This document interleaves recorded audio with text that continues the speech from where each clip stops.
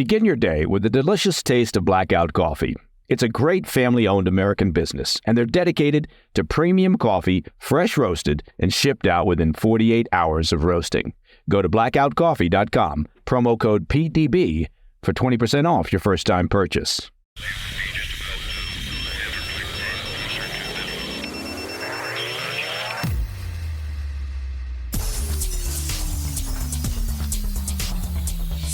It's Friday, 26 July. Welcome to the PDB Afternoon Bulletin. I'm Mike Baker, your eyes and ears on the world stage. Let's get briefed. First, Israeli Prime Minister Netanyahu was reportedly blindsided by critical remarks made publicly by Vice President Kamala Harris following a private discussion that they held on Thursday. We'll have the latest fallout and why some Israeli officials fear that the remarks from Harris could undermine ceasefire negotiations. Also, France was rattled by a series of arson attacks Friday morning targeting the country's high-speed train network just hours ahead of the opening ceremony for the Summer Olympic Games in Paris. But first, our afternoon spotlight. Vice President and presumptive Democrat presidential nominee Kamala Harris got off to a bit of a rocky start in her diplomatic outreach this week, facing widespread criticism from Israeli officials over her remarks after a private meeting with Prime Minister Netanyahu that they claim jeopardized ceasefire negotiations. Netanyahu met with both President Biden and Vice President Harris on Thursday in separate private meetings to discuss ongoing ceasefire talks that the administration hoped can bring a sustained calm to Gaza. Harris, however, followed her private meeting with some public remarks that caught Netanyahu off guard and angered leaders in Jerusalem. That's according to an exclusive report from Axios. Harris, like Biden, brought up the humanitarian crisis in Gaza and expressed concerns around civilian casualties in her meeting with Netanyahu. But her on-camera statement, well, that went much further. After the prime minister left, she tore into Israel's handling of the war, criticizing the devastation and, quote, death of far too many innocent civilians. She added, quote, "We cannot allow ourselves to become numb to the suffering, and I will not be silent," end quote. Playing much for the cameras? An unnamed Israeli official told Axios that, quote, Harris's statement after the meeting was much more critical than what she told Netanyahu in the private meeting. The official said the statement irked Netanyahu, who was already disgruntled by Harris's demand that Israel agree to a permanent ceasefire to end the war outright, despite the fact that Netanyahu has been clear that he intends to resume fighting at a later date to ensure the total defeat of Hamas. In her on-camera public statement, Harris said it was time to secure a permanent deal and end the war. A separate unnamed Israeli official said they were alarmed that Harris would openly criticize Israel in a public forum for the humanitarian crisis in Gaza and for civilian deaths, particularly at such a delicate time in a ceasefire negotiation. They said there was concern, including from Netanyahu, that Harris's statement could disrupt the ongoing negotiations. The official said that Hamas may interpret Harris's statement as indicating discord or disagreement between the U.S. and Israel, which may give the terror group an excuse to, quote, push a deal into the distance. The official elaborated, quote, when our enemies see the U.S. and Israel are aligned, it increases the chances for a hostage deal and decreases the chances for a regional escalation. When there is such daylight, though, it pushes the deal further away and brings a regional escalation closer. We hope, the official continued, that Harris's public criticism of Israel won't give Hamas the impression that there's daylight between the U.S. and Israel, and as a result, make it harder to get a deal, end quote. Now, as a reminder, ceasefire negotiations remain ongoing and appear somewhat promising. I think cautious optimism is possibly the phrase of the day. CIA Director Bill Burns recently said that there is a fragile but real chance to achieve a lasting truce. Harris's office attempted to downplay the incident Friday morning, claiming the reports are false, and her remarks mirrored what she told Netanyahu in person. They framed the conversation as, quote, serious and collegial.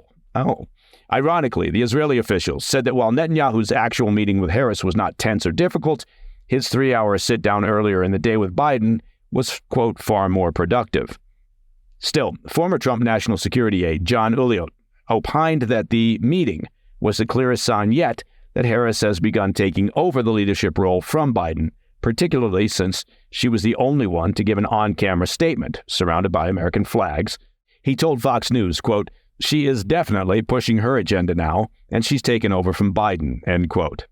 The reality here is that Harris and her campaign team are, of course, focused on the upcoming November election. And the last thing that they want to do is anger their progressive base, which includes folks like Representative Rashida Tlaib, who sat through Netanyahu's address to Congress the other day holding a sign that said, quote, "war criminal."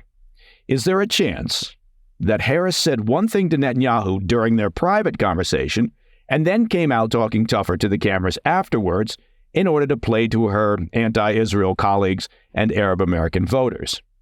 But come on, folks, as President Biden would say. It's Washington, D.C. It's politics.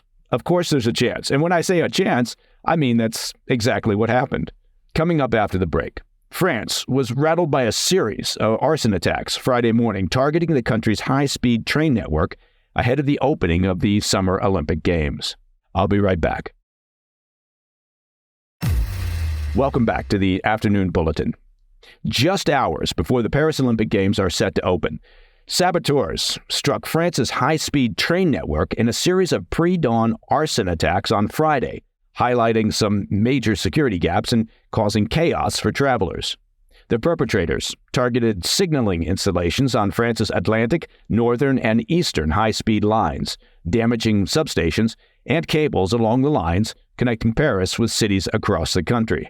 An additional attack near the Paris-Marseille line was reportedly foiled by authorities, that's according to a report from Reuters. Authorities said the damage was caused by fires triggered by explosive devices placed inside the rail network. No group has claimed responsibility, but based on the nature of the attack, early suspicion in France has fallen on leftist militants or environmental activists who have a history of these kinds of operations. French Prime Minister Gabriel Attal said he had mobilized the country's intelligence services and law enforcement to track down the suspects. Attal said, quote, "What we know, what we see, is that this operation was prepared, coordinated, and that nerve centers were targeted, which shows a certain knowledge of the network to know where to strike." He also warned that, quote, "the consequences for the rail network are massive and serious," end quote. Thousands of rail workers have been deployed to repair the damage, but normal operations are not scheduled to resume on certain lines, well, until late Saturday. Some 800,000 customers, including visitors for the Olympics, were facing disruptions following the attack. One Paris resident told Reuters, quote, "It's a disaster. Today is the opening of the Olympic Games, a huge event that was supposed to be magnificent, and this is spoiling people's joy," end quote. The attacks fed into a sense of apprehension across Paris ahead of the much-anticipated opening ceremony tonight on the River Seine. Following the news, services at France's Basel-Mulhouse Airport, near the border with Switzerland, was briefly suspended following a bomb alert. As far as security for the events is concerned, International Olympic Committee President Thomas Bach said he was unconcerned and had full faith in the ability of French authorities to secure the Games. Now, France has gone to unprecedented lengths over the past few months to prepare for the wide-ranging security threats facing the Olympics. There's particular concern about attempts by Russia to sabotage the Games, as well as the risk of attacks from Islamic terrorists who have stepped up their activity internationally ever since the war in Gaza broke out. Earlier this week, French authorities arrested a Russian man suspected of planning to destabilize the upcoming Games on behalf of Moscow's intelligence services. That followed the recent detention of a 26-year-old Ukrainian-Russian man who was apprehended last month after a bomb he was building in a hotel room in Paris exploded. France has deployed some 45,000 police, 10,000 soldiers, and 2,000 private security agents to secure tonight's opening ceremony, which is expected to draw roughly 300,000 spectators. And that, my friends, is the PDB Afternoon Bulletin for Friday, 26 July. If you have any questions or comments, please reach out to me at pdb@thefirsttv.com. Now, to listen to the show ad-free, well, it's simple. Become a premium member of the President's Daily Brief by visiting pdbpremium.com. And in case you hadn't heard, today is Friday. And that, of course, means that another episode of the PDB Situation Report drops, as the kids say, tonight at 10 p.m. on the First TV. It's our extended weekend version of the PDB, and it's also available, of course, on all podcast platforms and our YouTube channel at President's Daily Brief. Check it out. It's informative, entertaining, and has 0 calories. I'm Mike Baker, and I'll be back over the weekend with a PDB Situation Report. Until then, stay informed, stay safe, stay cool.